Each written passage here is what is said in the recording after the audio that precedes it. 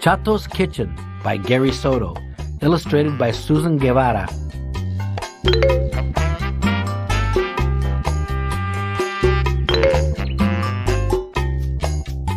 Chato, a low-riding cat with 6 stripes, was slinking toward a sparrow when he heard the scrape of tiny feet coming from the yard next door.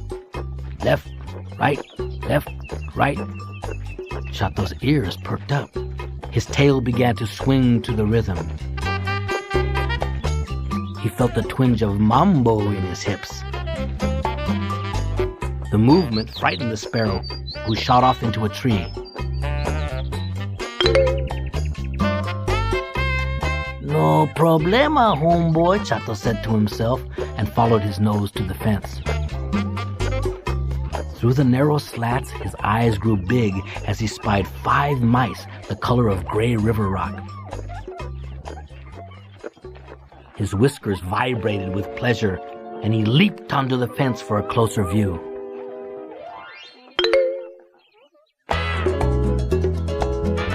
Yes, it was a whole family of fat, juicy mice moving into the house next door. Chato raked his tongue over his lips and meowed a deep growling meow.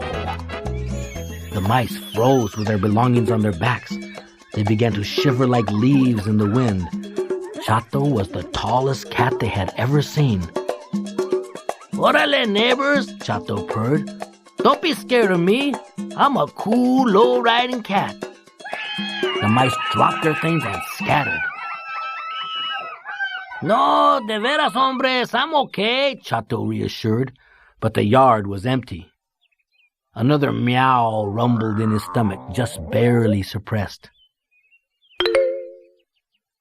Chato thought for a moment as he stabbed his face into his furry shoulder and chewed the daylights out of a bothersome flea. He thought, I'll invite them for dinner. Chato jumped down from the fence and returned to his house. On a piece of fine paper he wrote, Chato welcomes you to the barrio and invites your tasty family for a surprise dinner tonight at 6 o'clock. Chato immediately saw his error and changed tasty to lovely. He folded the invitation into a paper airplane and tossed it over the fence. The airplane spiraled down on a parachute of wind, and Poppy Mouse read it out loud. Should we go? Mommy Mouse asked. Why not? Poppy said. That Chato seems muy simpático. Very nice, I'm sure. But isn't Chorizo coming over tonight? Mommy Mouse asked. Híjole, that's right, Poppy said. A friend from the old neighborhood was due over for dinner. They called him Chorizo, or sausage, because, well, that's the kind of guy he was. After much talk, Poppy wrote back, Many thanks, mil gracias. We're coming, and we'd like to bring a friend, okay? Oh, sure, Chato shouted over the fence. A friend of a friend is a friend, que no? He couldn't believe his luck. Instead of just 5 mice, there would be 6. Chato pranced off to the kitchen to rattle his pots and pans. Whistling La Bamba, he took out beans for frijoles. Perfect for mice. Then ripe avocados for guacamole. Very nice. And he checked for some arroz because, of course, we need rice. As he was piling ingredients on the table, the doorbell rang. It was Chato's best friend, Novio Boy, a cat with soft green eyes, sleek fur, and the loveliest growl in the barrio. Novio Boy also wore the flashiest cat collar, a leather one with real gems that sparkled at night when cars passed in the street. Yo, cool cat of East Los Homes, he purred, what you doing? I'm having mice for dinner served with the works. Help me with las tortillas. The guys got to work. While Chato rolled out the tortillas with a rolling pin, Novio Boy placed them on the hot griddle, careful not to burn his paws. He flipped them over when one side was baked until both sides were perfect. All afternoon they worked away in the kitchen. They cooked beans and made salsa, not too spicy for the guests, and a large pitcher of tamarindo. They made fajitas, enchiladas, carne asada, chiles rellenos, and finally a sweet, smooth flan.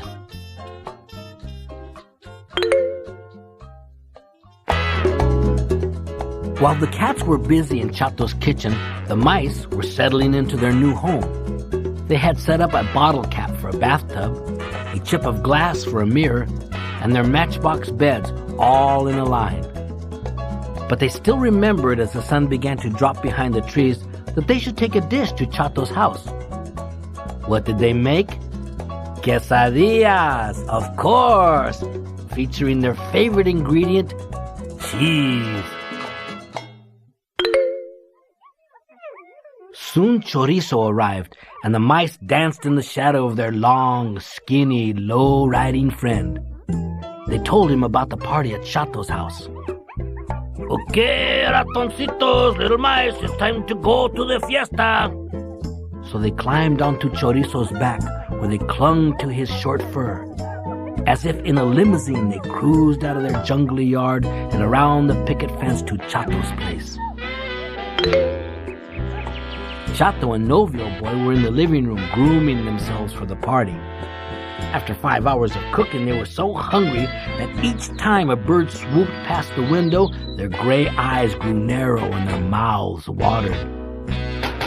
When they heard a rap on the door, they grinned at each other. It was like a delivery service with mice instead of pizza. We bought chorizo, Mommy Mouse called. Sausage! Chato and Novio Boy danced, and with clean paws, they gave each other a low 4.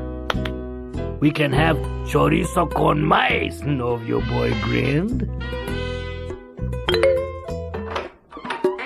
But when they opened the door, Chato and Novio Boy were facing a low, road-scraping dog with a vario of mice on its back.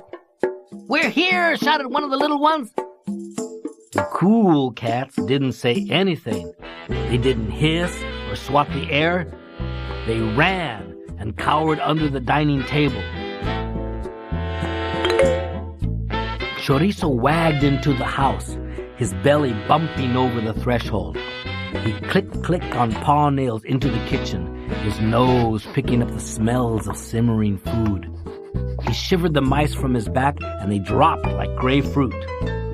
"Hola!" Chorizo barked politely. Chato and Novio Boy scampered from under the table and leaped up on the curtains, where they meowed for their lives. "What are you doing there?" Mommy Mouse asked. "Don't tell me you're scared of Chorizo. Mira, he's a nice dog." Chorizo wagged his tail and let his tongue fall out. Chato and Novio Boy looked at each other. They slid from the curtains and, fur raised, greeted Chorizo with a cautious meow.